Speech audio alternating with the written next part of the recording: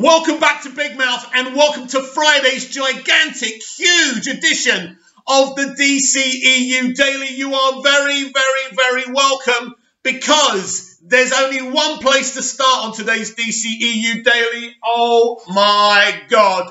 Oh my God. Warner Brothers smashes box office windows, will send entire 2021 slate to HBO Max and theatres. And everybody is talking about it. Everybody is in utter shock. Earlier this year, Jason Kilar and son of AT&T and Warner Media broke the backs of movie entertainment media when they announced the arrival of DC Fandom. Oh yes, it took their power away and they didn't like it. Even earlier this year, they announced that Zack Snyder's Justice League, the much anticipated movie that we all fought for, will be released on HBO Max in 2021. February the 14th, I'm predicting. Valentine's Day is what my sources are saying, but we will get to that. We will get to that. So this is massive. And of course, all the entertainment media and critics are so very angry about this. They're killing movie theatres. In movie theatre Armageddon, John Campier tweeted. Or hashtag, should I say. No.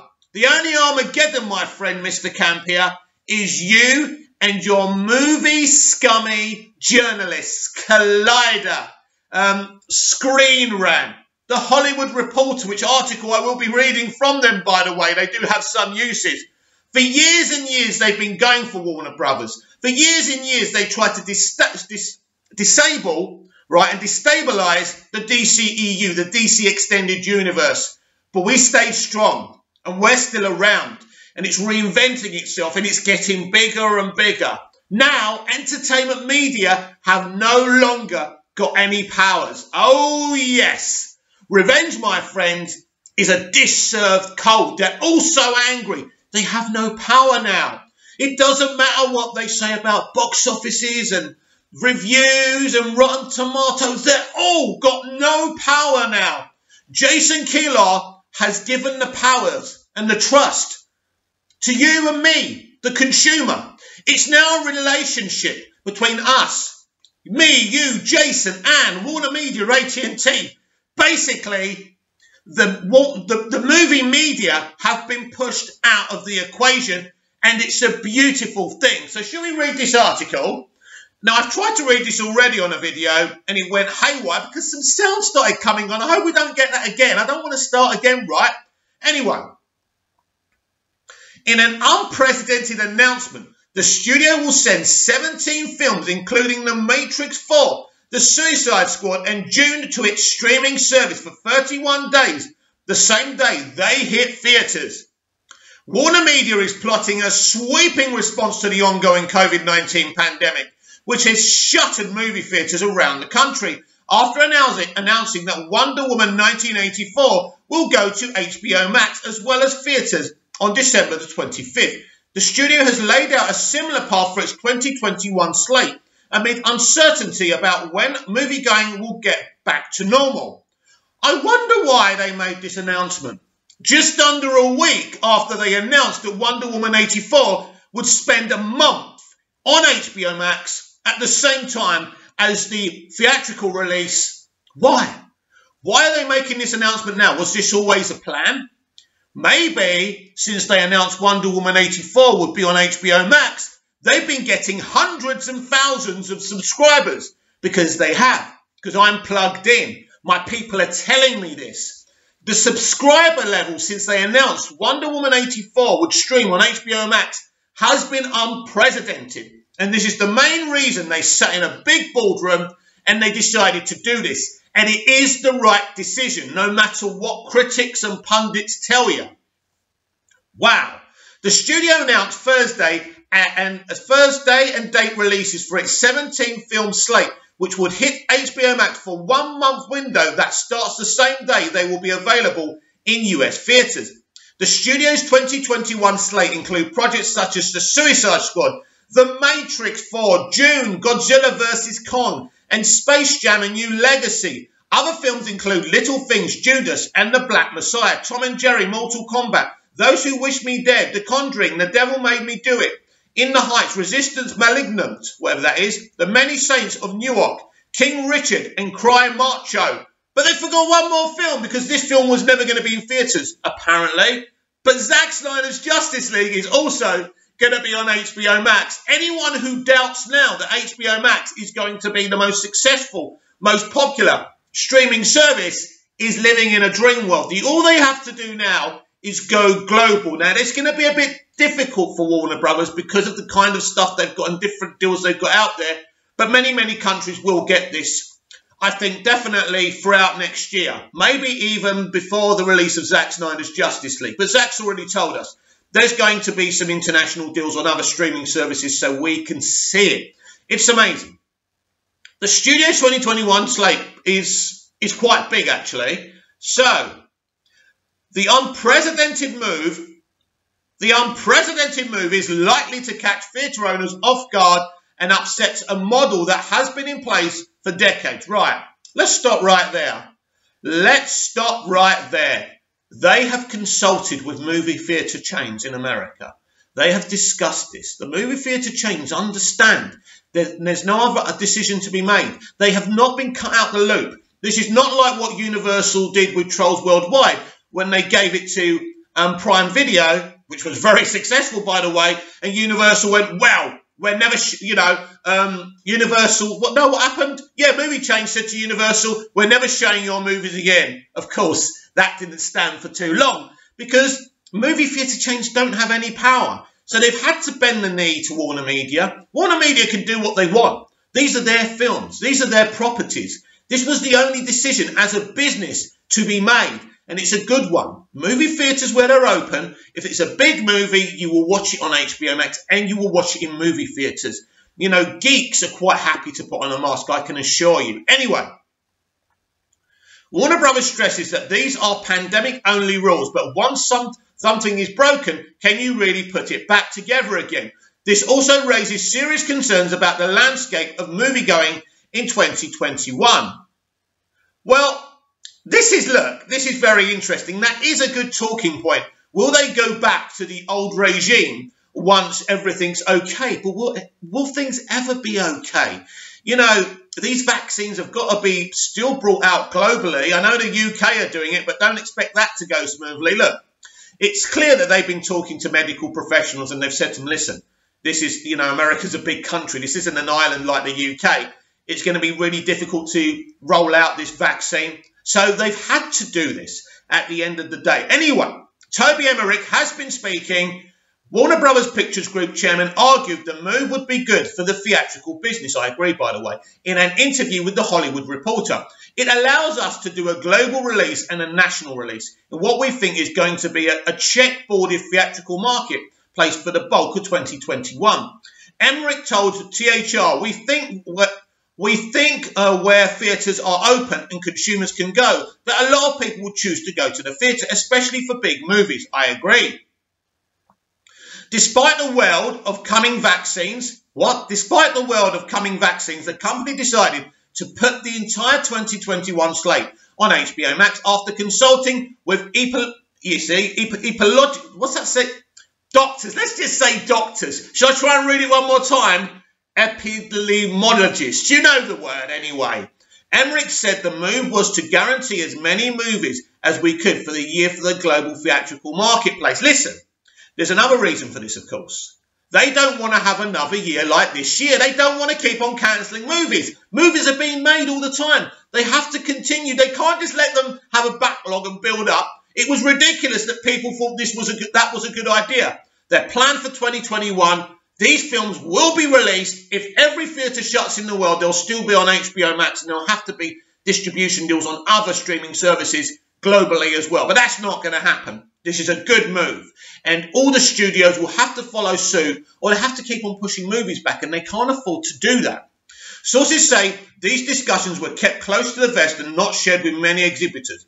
Warner Bros. Will likely have to agree to far more generous terms with theatre owners to avoid them boycotting their films. Right, again, Warner Brothers have spoken to exhibitors. I can tell you that. This was a big conversation. As I just said, this is not like the Universal Prime Video thing. Are you mad? Do you really think in this, movie theatre chains are broken? Do you really think they're going to boycott or start charging Warner Media more money? Let's get one thing clear. Movie theatre chains are not in the driving seat.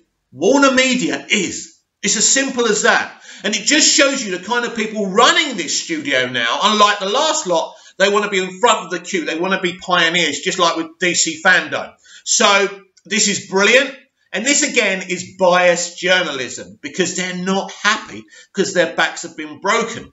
We'll discuss that more in a minute. Insiders say the Wonder Woman 84 split of ticket sales is far better for exhibitors than normal. Sources also say the studio did not inform partners such as legendary Light, which has Dune and Godzilla vs. Kong, that their films were included in this plan. Right, that's a lie. There's no way they would be able to do this without Legendary agreeing with it. Again, mainstream media stirring the pot, and they're quite happy to tell lie upon lie. Of course, they word it very cleverly.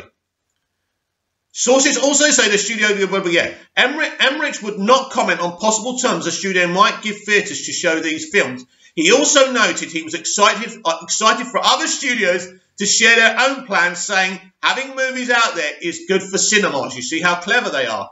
You see how smart they are. They're putting the pressure on other studios now. What are you going to do? Are you going to say, we love the movie theatre, thing, and we want people to see it on the biggest screen, but you can't see these films for 200 years? No, they're not. So, what Warner Brothers have done is right and proper. In a statement announcing the news, Ann Sarnoff, CEO of Warner Media Studios and Networks Group, cited unprecedented times that call for creative solutions.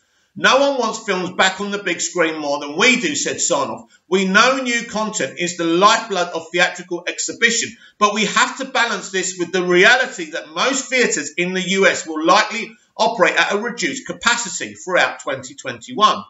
With this unique one-year plan, we can support our partners in exhibition with a steady pipeline of world-class films while also giving moviegoers who may not have access to theatres or aren't quite ready to go back to the movies the chance to see our amazing 2021 films. We see it as a win-win for film lovers and exhibitors, and we're extremely grateful to our filmmaking partners for working with us on this initiative. Response to these circumstances. Filmmaking partners. You mean like Legendary, Anne, the very company that this journalist, this hack, just said you hadn't consulted with? Even in an article they're writing, they literally sit themselves down. It is hilarious. Warner Media CEO Jason Kilar said in a statement, after considering all available options and the projected state of movie-going throughout 2021, we came to the conclusion that this was the best way for Warner Media's motion picture business to navigate the next 12 months. More importantly, we're planning to bring consumers 17 remarkable movies throughout the year, giving them the choice and the power to decide how they want to enjoy these films. Our content is extremely valuable unless it's sitting on a shelf, not being seen by anyone. Exactly, this is what I've been saying, Jason. We believe this approach serves our fans, supporters, exhibitors and filmmakers and enhances the HBO Max experience, creating value for all. Emmerich said in a statement, this hybrid exhibition model enables us to best support our films, creative partners and movie-going in general throughout 2021. We have a fantastic wide-ranging slate of titles from talented and visionary filmmakers next year, and we're excited to be able to get these movies in front of audiences around the world. And as always, we'll support all of our releases with innovative and robust marketing campaigns for their theatrical debuts, while highlighting this unique opportunity to see our films domestically via HBO Max as well. HBO Max is only available in the United States, and Warner's 2021 slate will roll it out internationally in theatres as planned. The move comes after Warner's released Christopher Nolan's Tenet in theatres this summer, amid challenges faced by the pandemic. Universal has already shortened theatrical windows via its unique VOD plan, which was put in place because of the pandemic. When asked how long it took to get to this decision and to gain the support from across the company, Emmerich noted, it took a minute as a company. Yeah, Toby, I bet it did. Right, guys, look at this. Everyone's subscribing to our streaming service now. Oh, what should we do? I know. Let's fucking release all the movies on HBO Max next year. Oh, and by the way, forever, what we just pretend it's just for this year, because we're going to get loads of subscribers because we have the platform and the studio and the wealth to make the top and the best content, and everyone will come. Of course, they all fucking agreed, and I don't blame them. As a company, we have these movies just sitting on the shelf, said Emmerich. Consumers are starved for content. Exactly. We know they want to make money, and we want to make them money. Warner Brothers makes the best films. They're brilliant. They're awesome, and we want to see them. This is brilliant. This is not a bad thing for movie theatres. With or without this HBO Max strategy, movie theatre chains would be in the same position. The only thing this does, it inspires people to see something on HBO Max and say, do you know what? I want to go and see that in the theatre now. Yes, because this is what obsessive movie-going fans do. The money coming from HBO Max is extra. It's not instead of movie theatres. You've got to look at the bigger picture. As long as movie theatres keep on making the studios money, they will be a part of the movie-going experience. And partly it's up to movie theatre chains as well to inspire us to keep on going. And that's the article. Wow. Yeah, so being on Twitter yesterday after this was just announced was massive. I mean, everyone had an opinion. It's great to see these salty journalists so angry. The death of the movie theatrical experience. Lies. The only thing that's broken is mainstream movie media, critics, Rotten Tomatoes. Your job now is futile. If you break news, we already know it. One of them, right, half an hour before this broke said, oh, well, in 25 minutes, movie going changes forever. Forever? You mean if I lived in America, I could see on HBO Max and go down the theatre? Because in all the other countries, you still have to see it in theatres where they're open, right? This doesn't really change very much. All this does is, basically, this is Warner Media putting their heads out of a window and saying, guess what, everyone? We're done with fucking pushing movies back. Every movie we promised you for next year and all the movies that were delayed this year are all coming to HBO Max domestically and theatres all over the world. What's to hate about that? You've got to look at these things logically. So for me, it's fantastic.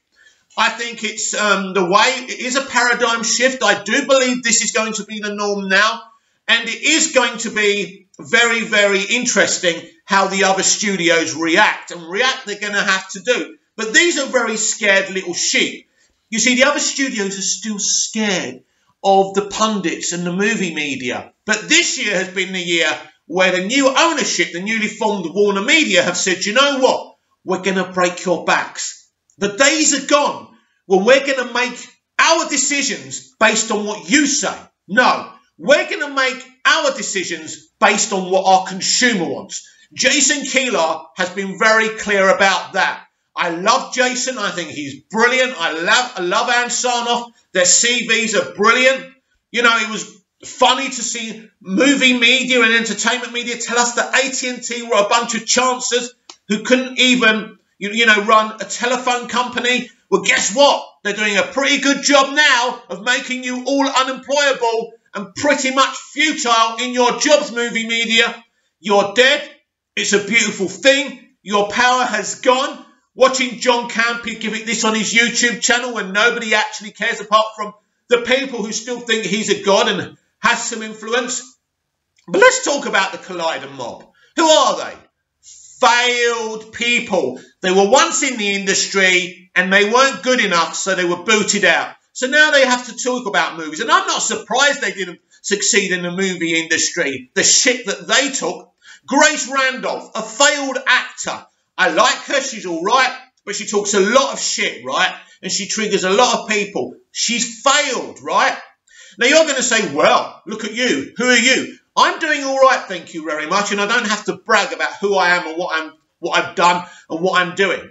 But the point is, these people talk like that. I'm a fan. I love storytelling. I love TV drama, and I love movies. and this is a really, really big decision. The last time Warner Brothers did something to please the movie media, we got Justice League. Just think about that right now. This is a brilliant move. Bring on 2021 and bring on Wonder Woman 1984 from the 25th of December, both in theatres and on HBO Max. It's a beautiful thing. It's a beautiful day. Jesus Christ, as I paused that video, I realised my throat really hurts. I've been shouting a lot. But this is what it's all about, people. Passion and excitement and big breaking news. And here on Big Mouth, we're here to deliver it to you with an attitude, with opinion. I'm not just going to deliver information for you just in case somebody doesn't like me and gives me a downvote or unsubscribes or doesn't bother subscribing. My success as a YouTuber means jack shit for me. I'm still going to sit around a big table with my old man, have lots of lovely, luxurious food, so it doesn't matter if you like what I say or fucking not. Anyway, welcome back to Scott Edwards, who has 2 questions for me. Remember, tag me over on Twitter, @MoviesTVMad. Ask me anything, make any video suggestions, any article suggestions, and I'll also give you a shout out.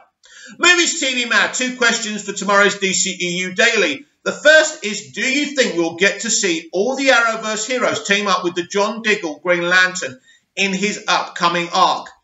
Scott, I find that somewhat unlikely with our pandemic situation right now. I think what you're going to get, as I said yesterday, is a 5-episode arc with him finally embracing his role as a Green Lantern, and I can't wait for that. Here's another question. The second question is, does Wonder Woman 1984 really affect the core narrative of the DCEU, or is it more of just a standalone story? Now, Scott, I can't give you spoilers here. Right, it's mostly 65-70% a self-contained story in terms of it's the continuation of the first Wonder Woman film, and where Diana, aka Wonder Woman, finds herself, a reunion with Steve Trevor, you know, aka the fantastic Chris Pine, you know, the story about Maxwell Lord doing what he's doing in Cheetah. So it's pretty much self-contained, Scott, and anyone else who's interested. But there is a little portion of a narrative that will change things for the DC Extended Universe. What am I talking about? You're going to have to either go and see the film or watch it on HBO Max. But yes, but mostly it is a self-contained story, which is really, really exciting. Well, it's been an energy-sapping, awesome episode of the DCEU Daily here on Big Mouth. I hope you enjoyed it. Please tell everyone about the channel. Please subscribe. Please comment. Please like. I want to hear what you've got to say about the big news of Warner Media's big plans for next year, releasing things on HBO Max and releasing them in movie theatres. I believe it's the only decision that could have been taken in the current pandemic, but I do think this is going to make lots of money for the movie theatre chains, and it's going to make extra money for HBO Max as well. So comment down below, like, share and subscribe, and I'll be back tomorrow with even more DCEU Daily. See you again soon.